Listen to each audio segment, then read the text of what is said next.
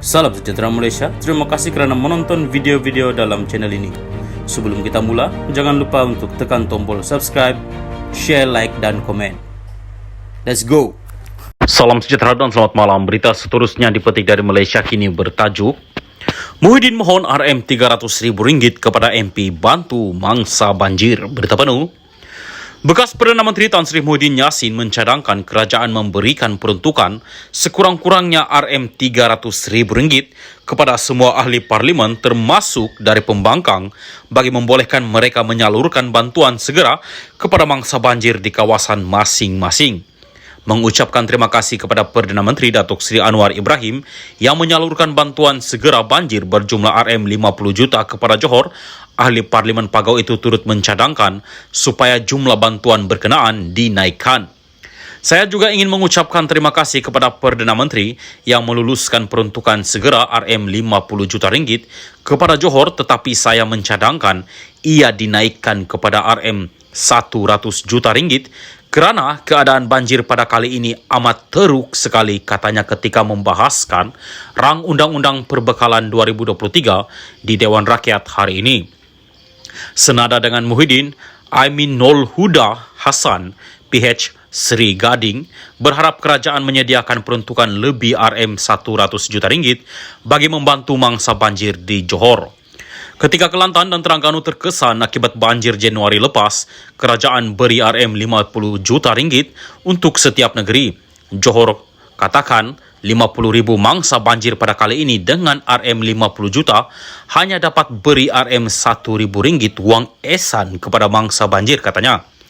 Aminul Huda turut memohon kerajaan menangani masalah kelewatan, keperluan asas serta penghantaran makanan kepada mangsa-mangsa banjir yang berlindung di pusat pemindahan sementara PPS serta memperbanyak lagi syarikat catering dalam urusan pemakanan itu.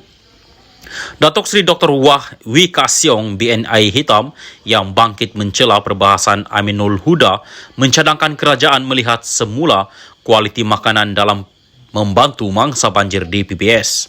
Jangan hantar makanan basi, nasi tak masak dan sebagainya dan cepatkan urusan penghantaran makanan, katanya.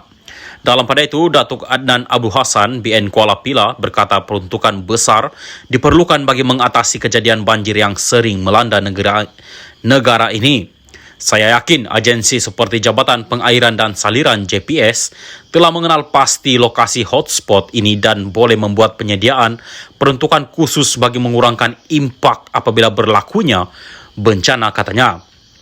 Selain itu, beliau berkata kerja penyelenggaraan sungai dan tali air perlu dilakukan secara berjadual dan berkala bagi mengelakkan kerugian lebih besar akibat banjir.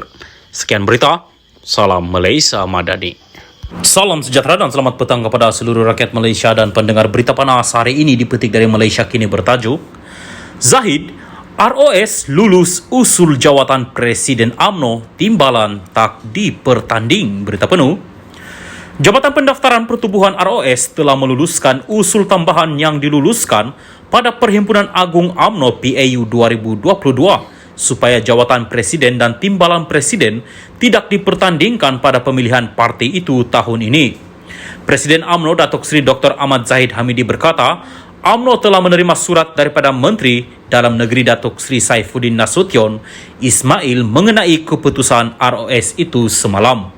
Surat dari Menteri Dalam Negeri semalam adalah mengenai pemberitahuan keputusan pengecualian daripada pematuhan Seksyen 13-1-C Kurungan 14 melalui Seksyen 70 Akta Pertubuhan 1966 Akta 832 berhubung keputusan usul tambahan yang telah diluluskan dalam PAU 2022 berkaitan jawatan presiden dan timbalan yang tidak dipertandingkan dalam pemilihan parti akan datang, katanya pada sidang media selepas hadir pada Majlis Pengenalan Calon UMNO Pulau Pinang di Georgetown semalam.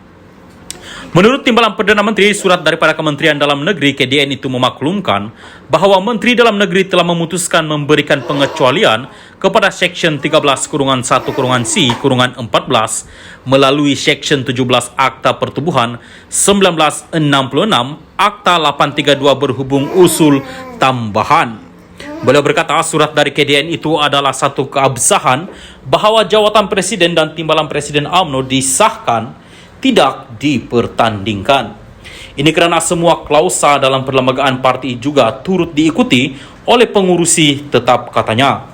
Ahmad Zahid berkata surat itu juga memberi pengesahan bahawa apabila ROS melakukan siasatan maka keputusan KDN mengikut Seksyen Perkara 70 Akta Pertubuhan 1966 adalah berkuat kuasa sepenuhnya dan memberikan keabsahan dua jawatan tertinggi itu tidak dipertandingkan. Dalam pada itu, beliau berkata semua ahli-ahli harus memberikan keutamaan dalam memperkukuhkan parti dan mempertahankan kerajaan perpaduan yang merupakan sebahagian daripada parti UMNO. Kerajaan yang ada ini mesti dipertahankan kerana UMNO sebahagian kerajaan yang ada. Agenda yang boleh menggugat kerajaan dan jangan pilih tokoh-tokoh yang boleh menggugat kerajaan, katanya.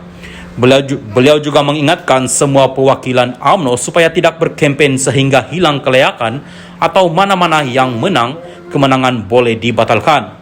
Pemilihan UMNO diadakan bermula pada 1 Februari hingga 18 Mac ini dengan Presiden Tahunan UMNO Cawangan dan pemilihan jawatan kuasa cawangan, wanita, pergerakan pemuda serta pergerakan putri cawangan ialah dari 1 hingga 26 Februari ini.